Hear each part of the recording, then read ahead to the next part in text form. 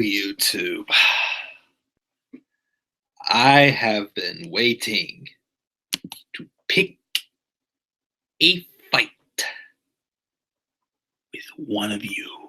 Just kidding. Guys, what is going on? This is the Club with the Man 1993. I am here live for my live preview and predictions for Extreme Rules 2019. Of course, this is kind of a little bit of like a special edition of these live preview and predictions because Extreme Rules 2018 was the first ever pay-per-view that I did live preview and predictions for. If you all remember, before then, I used to do a pre-recorded little show with some graphics and whatnot called WWE Top 10 Topics, just to stand out, be a little mystique and one before pay-per-views.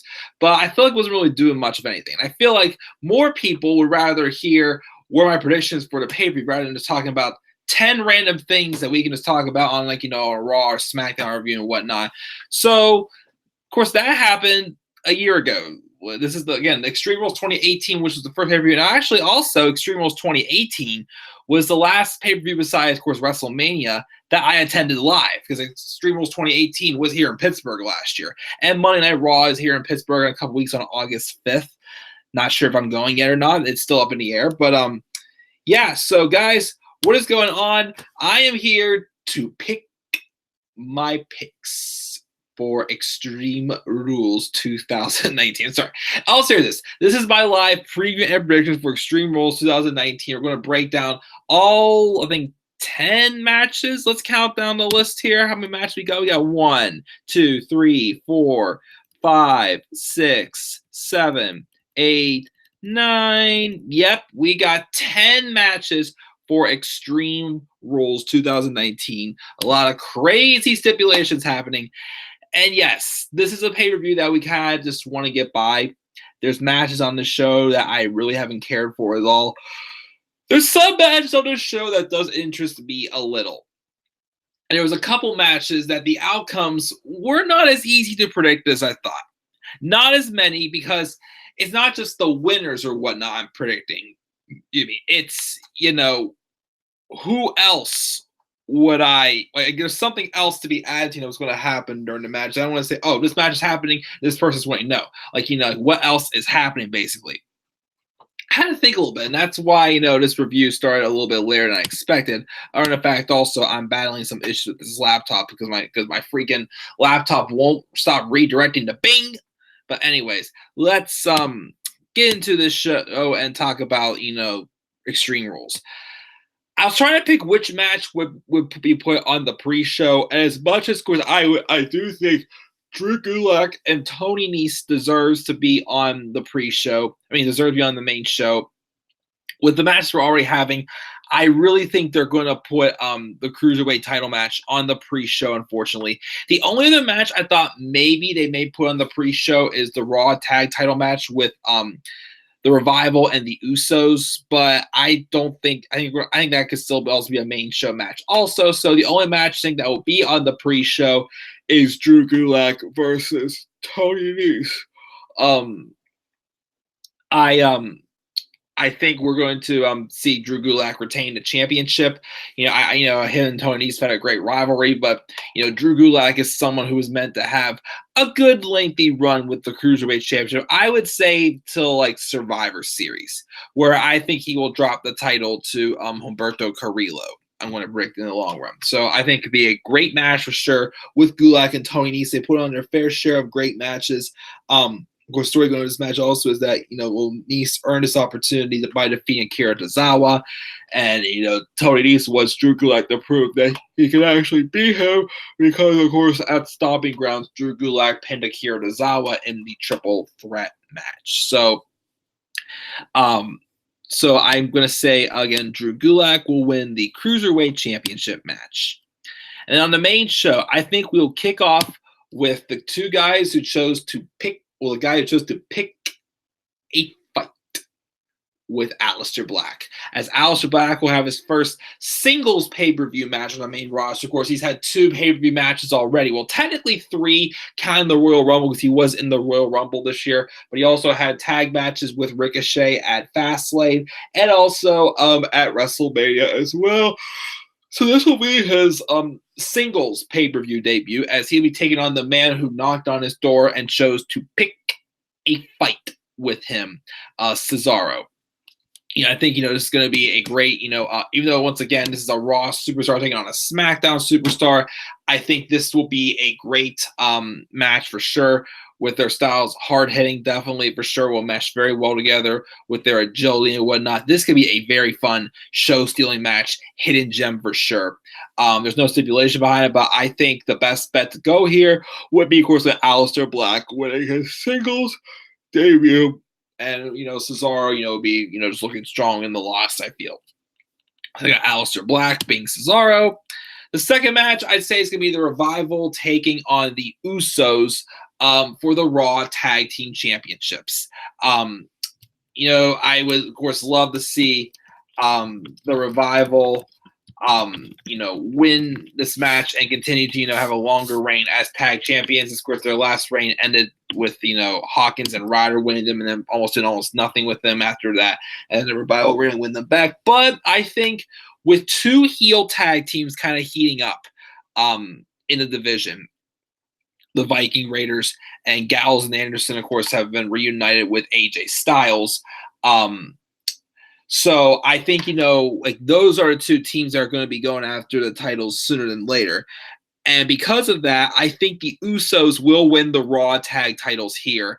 And then feud with either the Viking Raiders or Gallows and Anderson for SummerSlam, I think is going to happen. So I think I'm going to put the Usos winning the Raw tag titles. And, mention another way the Usos may get involved. We'll have to wait and see. But anyways, so the Usos will win the belts. The third match, which I think has a chance to be matched tonight for sure, is Ricochet versus AJ Styles for the United States Championship. Of course, I think it's pretty obvious that Ricochet will retain the belt here. I don't see him dropping it to AJ Styles. I mean, I want to see Ricochet, and the rumors are apparently that Paul Heyman wants to give Ricochet a serious push, it sounds like. So I think a long run with the United States Championship is well worthy for Ricochet. I think he will retain. Gallows and Anderson are obviously going to get involved at some point, with AJ Styles saying, hey, you'd say you'd take us 3-on-1. Now, originally, I thought, okay, somebody else is probably going to help Ricochet. Maybe the Usos to set up a feud with the Usos and Gallows and Anderson for SummerSlam, or, maybe since the Street Profits have been up on the main roster, just talking backstage. I don't know if I want to see it happen, but honestly, to make Ricochet look like $1 million, literally have him, take out everyone. Because Ricochet beating AJ Styles and taking out the Club honestly would make him look pretty good. I mean, we all know how dominating the Club can be together.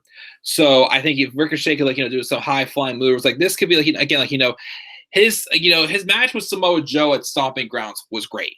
He made Joe like a monster. Ricochet looked amazing, but I think if they want to make him look even more amazing, have him literally, just be able to survive like a 3-on-1, thing. Unless again they want to bring out the Usos or someone to, give him a hand, basically, if you know what I mean. But so this is my prediction for match tonight. I think Ricochet will retain the U.S. Championship over AJ Styles. And again, my prediction for SummerSlam, I think we'll see Ricochet take on Rey Mysterio for the U.S. title. AJ Styles can take on Cedric Alexander.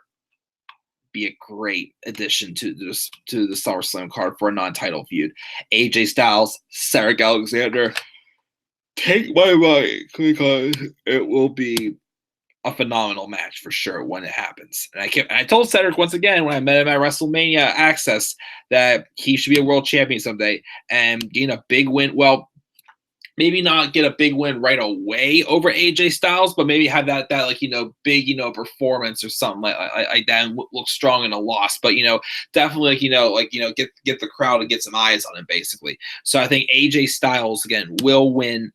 I mean, sorry, Ricochet will win. And again, another prediction for SummerSlam: Ricochet and Ray for the U.S. title, AJ and Cedric for the in a non-title match. So we got those. We have one of the matches that I absolutely do not care about. Bayley versus Alexa Bliss and Nikki Cross in a 2-on-1 handicap match for the SmackDown Live Women's Championship. Now, apparently, I heard that Alexa Bliss has been sick with some type of bug, and that's why Nikki Cross been doing her dirty work. Okay, but still, the reason this feud continued, I don't know, and it's making Nikki Cross like an idiot. So, obviously, once again, there's two Raw superstars taking on a SmackDown superstar for a SmackDown championship. Why on earth would they drop the SmackDown Women's title to Alexa Bliss or Nikki Cross? And we all know the same exact story. Alexa's going to blame Nikki, blah, blah, blah, as usual. Not going to be anything fresh. Or maybe this will be when Sasha Banks returns. Because honestly, who is going to face Bayley at SummerSlam? They're probably going to make it Bayley and Charlotte. I don't know. I mean, it could be a good match, but I'm not sure if I'm ready to see Charlotte get the women's title back yet. They've kept her out of the title picture for a while now, which since Money in the Bank, which I kind of respect. But same time, it has been long enough yet to keep her out of the title picture. She's been off TV for a while. So I know she was,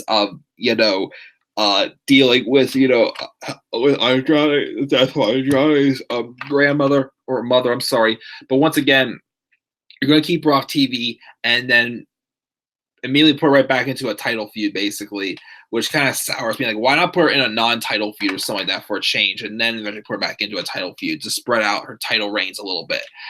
But I don't know that, or I'm predicting Sasha Banks will at least come back here. That might be a long shot, but the sooner this feud ends, the better. But so I'm going to say Bayley defeats Nikki Cross and Alexa Bliss in the handicap match. Again, Bayley's already beaten Alexa clean. There's nothing else to prove. I don't get why it didn't just have like someone else on SmackDown feud with Bayley, like Mandy Rose or Ember Moon, maybe of all people. But nope, can't happen. All right, next match. Actually, I had a hard time picking a winner for. Braun Strowman versus Bobby Lashley in a last man standing match. And I've been saying, I do see some good chemistry between these two. That Falls Count Anywhere match they had on Raw recently was great. And that spot, of course, where Strowman drove Lashley through the LED board was excellent. The thing is, though, yes, I'm hearing rumors that apparently when Paul Heyman takes over, he wants to get Braun Strowman back to his roots. Does that mean he'll eventually be Universal Champion? See, right now with Seth being Universal Champion, I don't know. So my thing is, would Braun Strowman winning this match really do anything for him? Because I don't know. I mean, he's not going to get in a title match at SummerSlam. So, would maybe giving Bobby Lashley the win here, kind of, maybe give him a rub for something, and maybe he can at least be a contender for Seth's Universal. I don't know. I'm going with Bobby Lashley here. I don't know. I just feel like, Braun Strowman winning this will kind of feel pointless. And will Bobby Lashley win this feel pointless too? Maybe. But I feel like, it may be something just a little bit different to shake it up. So that's why I picked Lashley to defeat Strowman in this last man standing match. So that's my pick there. No way in the live chat. Okay. We now have a triple threat match for the SmackDown tag titles. Daniel Bryan and Rowan taking on New Day and Heavy Machinery again in a SmackDown Live Tag Team Championship triple threat match. This one was tough also because I know Johnny Gargano is probably going to be due up very soon. And maybe he will be. Again, I wonder a good way to make his debut would be to have a match with Daniel Bryan at SummerSlam.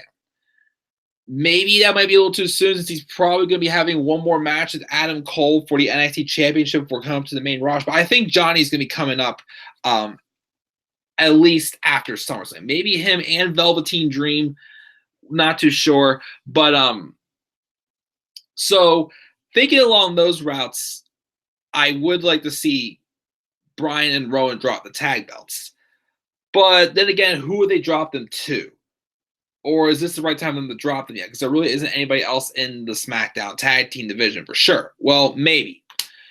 Which is why, even if, of course, Daniel Bryan and Johnny Gargano don't feud at SummerSlam, they could feud at, the following pay-per-view, Clash of Champions. So I'm going to go out on a limb here. It's a triple threat match. It's been a while since they were tag champions. And I know eventually WWE wants to make New Day the longest, have the most, they're the longest reigning tag champions. And they've also had the most, they want to make them have the most tag title wins eventually. So I'm going to, throw a curveball here. And I'm going to say New Day will will win a triple threat match. And they'll become 6-time tag team champions. And I think eventually, because if the rumors have it, maybe they'll drop them to Authors of Pain. I'm not saying it'll happen at SummerSlam, but sometime this fall, maybe they'll drop them to Authors of Pain. And then have, Daniel Bryan feud with Johnny Gargano. So I think this could be the time where we see that happen. And maybe have a rematch with New Day, Bryan and Rowan at SummerSlam. If not, then again, maybe we'll see them take on Authors of Pain at SummerSlam. We'll see. But I think New Day are going to win the titles off of Bryan and Rowan. The next match, of course, is a match that is also kind of unpredictable, but I still don't get why it's happening. Roman Reigns and The Undertaker taking on Shane McMahon and Drew McIntyre. There's so many problems with this match. Well, this is also a no-holds-barred tag team match. Actually, first, let me answer this text really fast because it's something a little interesting. La la la la na na na. Hey, goodbye. Na, na, na, na.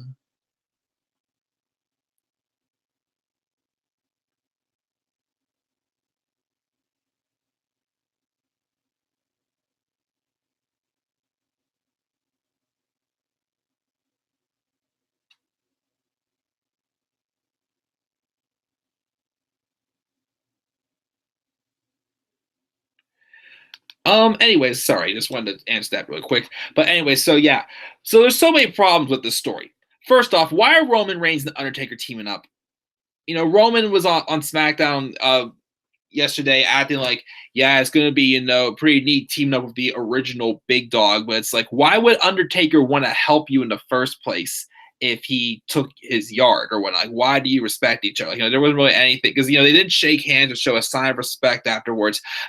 Roman basically just took out Undertaker and it was just like, yeah, it's my yard now, basically. So I don't get why they're teaming up. Two, why is this feud with Roman, Shane, and McIntyre continuing when, again, keep in mind, Roman's beaten Drew twice already. And last time, Roman was able to beat Drew McIntyre, even though, once again, besides the finish, I thought the match was actually not bad. It was kind of a match I wanted to see between those two, but again, the finish, definitely kind of took me out of it because, once again, Roman Reigns was not able to beat Shane McMahon with interference, but he was able to beat Drew McIntyre with interference. So, not sure who to go with here. Because obviously, I think a lot of people think it's going to be Roman and Undertaker. Why would they lose to, of course, probably the person to eat the pin would probably be Drew McIntyre. Obviously, though, Kevin Owens is going to get involved in the storyline somehow. And even though this is very risky, here's the thing. I think since it seems Elias still somewhat, involved with this inner circle with Shane McMahon, maybe that'll be the reason to cause Kevin Owens to come out just to even the odds in some ways in this no holds barred match. But knowing how WWE obviously has big plans with Shane McMahon, and people don't like him because Shane's getting a lot of TV time, which I do agree, he's getting way too much TV time for a part-timer. I know WWE wants to eventually probably put the title on Shane. So I'm going to take a risk here and say somehow Shane and Drew win this match, even though there'll probably be some interference from Elias and Kevin Owens. And that'll be probably Shane's way of getting the title opportunity at SummerSlam against Kofi. And my thing is, though, is, again, I'd rather, if, again, Roman Reigns is eventually going to get this championship. I'd rather see him dethrone Shane, whatever. I don't want to see him dethrone Brock again. I don't want to see a match of him and Brock again. The only reason I would accept Brock cashing in on Kofi at this point is if Kevin Owens is to be the one to eventually dethrone Brock. I mean, because honestly, think about it. Kofi has had a longer reign than I expected him to have as champion. I'll give them that. I didn't think they would give Kofi the title as well. I thought they would eventually take the title off of him at the next pay-per-view, but they didn't do that. And I think Kofi has had, a respectable reign as WWE champion. It's not that him losing he's dropping the title to Brock. It's the fact that Brock does not need the title anymore. And I'm scared if they give it to Brock, they'll have him keep it until like WrestleMania, and it'll be just the same old crap once again. And again, I'm still afraid that Roman would have another match with him and Roman. I do not want to see any more matches with Roman and Brock. Their story is done. So, like, if they want to put on Shane and have either Roman take it off Shane, get whatever, or have Kevin Owens be the one to take it off of Shane or take it off of Brock Lesnar, okay. But I think, honestly, I do think they'll probably give Shane and Drew the win here, even though the win's going to benefit Shane and not Drew at all. I think I'm going to take a risk here and say Shane and Drew will defeat Roman and Taker. And the question is also, how long will this match be if Undertaker can't really do a long match anymore? Just my personal opinion. So, yeah, so I definitely think Shane and Drew, I'm going to take a risk and say they're going to win this no-holds-barred match. For Kofi and Joe, I think Kofi will retain against Samoa Joe. I mean, once again, Joe's a Raw superstar. It's a SmackDown championship. I think this is just another way to put over Kofi strong, against a stronger opponent. I mean, against his wins over his match with Kevin Owens was good, Money in the Bank. I think it's his match at Super Showdown against Dolph. His steel cage match against Dolph, honestly, was kind of meh. I wasn't really a big fan of that spot at the end. It was pretty sick. But of course, he's also retained the title a couple other times as well. But I think this is meant to be Kofi's biggest challenge. And, to give him, a good win, I think he'll have a strong match against Samoa Joe, even though he apparently is dealing with a back injury. But I think he'll be okay and retain over Joe. And then finally, this Extreme Rules mixed tag team match with Seth Rollins, the man's man. Yeah, again, that's stupid. And Becky Lynch taking on Baron Corbin and Lacey Evans in Extreme Rules mixed tag team match. Winner takes all. WWE would be completely it's probably going to be the main event, but WWE would be completely stupid to put the titles on Corbin and Lacey. Just end this already. Keep them on Seth and Becky, and maybe we'll see, Becky take on Sasha Banks if Sasha comes back to Raw, or, maybe Ronda Rousey will return soon. We expect them to have a one-on-one match with Becky and Ronda at SummerSlam. And maybe you get Seth will go on a feud with maybe like Bray Wyatt or something like that. Or even maybe he'll feud with actually, maybe Drew McIntyre will win. Well, then again, we want to see Drew McIntyre fight for a title spot. Maybe, that win will give Shane McMahon the chance to fight Kofi for the WWE Championship, and Drew McIntyre fight for the Universal Championship. I don't know. Maybe that'll happen there, but let's get this feud over with and move on from the whole Lacey Evans, Baron Corbin saga for sure, and don't make them, of course, WWE's next big power couple. So let's go over my predictions one more time before we get out of here. Nobody's doing a lot of chat, which is okay. I think I'll front with the results. I think Gulak will retain the Cruiserweight Championship on the pre-show. Aleister Black will defeat Cesaro. The Usos win the Raw tag titles from the Revival. Ricochet retains the U.S. title against Styles. Bayley retains in the 2-on-1 handicap match and maybe a Sasha Banks return. Lashley defeats Strowman in the Last Man Standing match. New Day win the tag titles from Bryan and Rowan. Shane and Drew defeat Reigns and The Undertaker. Kofi retains over Joe, and then Rollins and Lynch retain in the mixed tag match that I could really give two shits about. But yeah, guys, that's my preview predictions for Extreme Rules 2019. Again, what are predictions for Extreme Rules 2019? Leave us down in the comment section below. What are expectations for Extreme Rules? Leave us down in the comment section below. Slap a like on the video, subscribe or contact my channel. Follow me on Twitter at DemandEverybody3. Check out my WrestleMania Experience documentary as well down in the description down below. I will be back up here for my live review for Extreme Rules sometime Sunday night. I'm probably going to be going over to my friend Dan Guy's house to watch it, and depending on how it goes, may do a review with him on his channel, but I will do a review of my own as well on my channel as well. So I'll see you guys then and talk about that. So guys, once again, I'll see you tomorrow. Also, actually, for my NXT TakeOver Top 10 special. And of course, I'm going to start doing my next video game Let's Play tonight. Maybe not get the videos uploaded immediately tonight, but, you know, definitely get a few because, again, this next one's going to be pretty short and pretty quick to get through. So yeah, guys, that's it. I'll see you all later. Have a great rest of your night. Peace out, everybody.